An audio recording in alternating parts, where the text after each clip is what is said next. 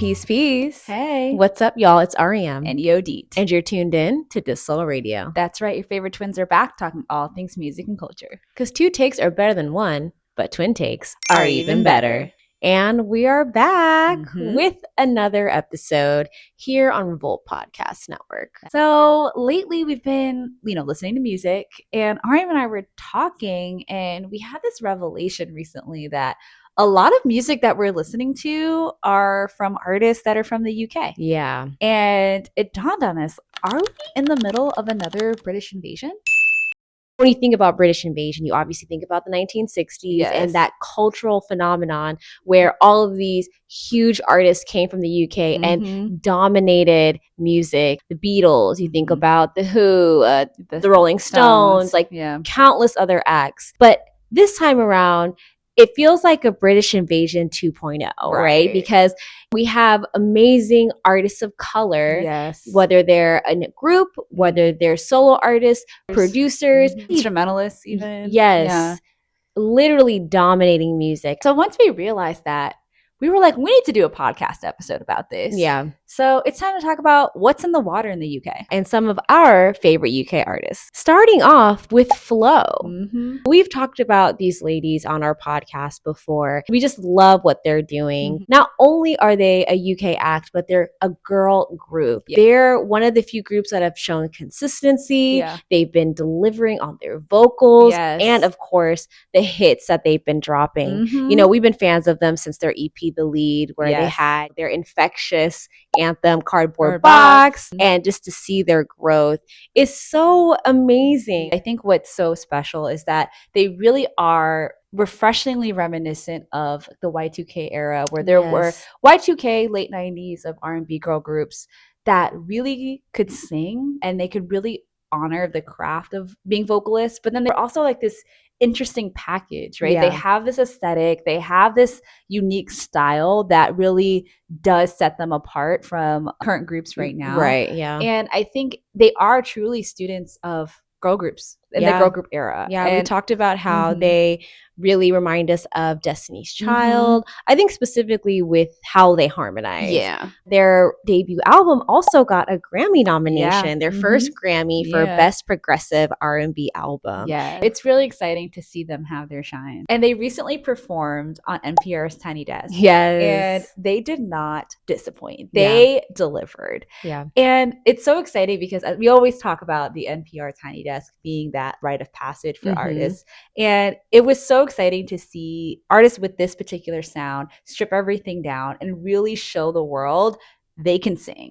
The way the audio is set up on NPR Tiny Desk, it really shows who is a true singer. And these ladies just had yet another opportunity to show us that they're not new to this, they're true to this. Next on our list is Sasha Keeble.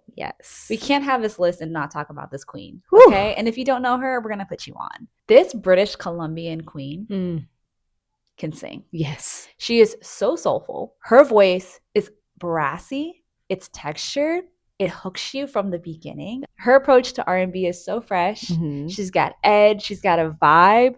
And she is that girl. She really commands every song that she sings. And a lot of it has to do with, of course, her unique texture, but just the sensuality that you hear in her music. It really captivates each listener. But she's not new to the music game. She's actually been in it for some years now. We first heard her in 2013 when she was a feature on Disclosure's Voices. And her voice on that feature already told you what she was capable of doing. But since 2013, her sound has evolved so much. And now she's really figured out who she is and she's leaning all the way in. And since 2013, this girl has been grinding. She's been dropping singles, EPs, including our favorites, Why, Tell Me What You Want. And Tai Chi. Tai Chi is that song.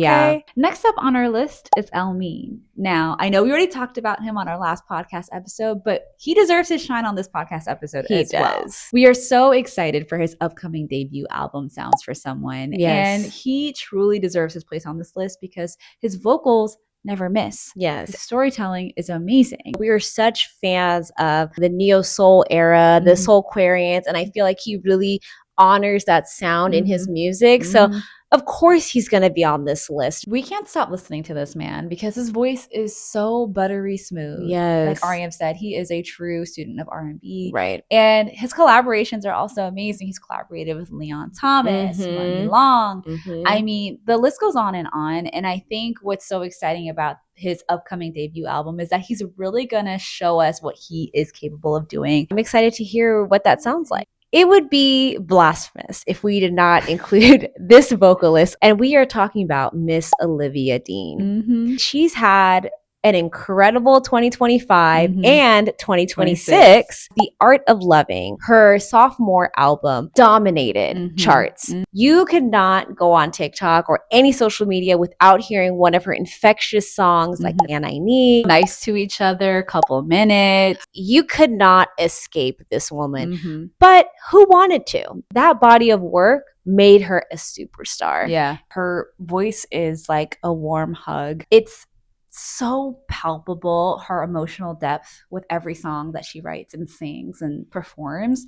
And she gives it to us every time. Sometimes you just need a feel-good artist that just pulls at your heartstrings a little bit and also keeps you excited and inspired. The Art of Loving was just such an ode to the concept of love in all forms. Right. And I think she managed to, connect with different elements, whether it's heartbreak, self-love, romantic love, friendship, family. Right, family. I mean, this album has no skips. She's even got herself a coveted Best New Artist Grammy. What a way to start off 2026. Yeah. Olivia, you are truly that girl, and that's why you're on this list. Next on our list is Odile. His music is so good. You can vibe out to it. You can dance to it. It gets you excited for warmer seasons. And his songs are always trending for the right reasons. Yeah. When you think about Nights in the Sun featuring Wizkid, Miami featuring Leon Thomas,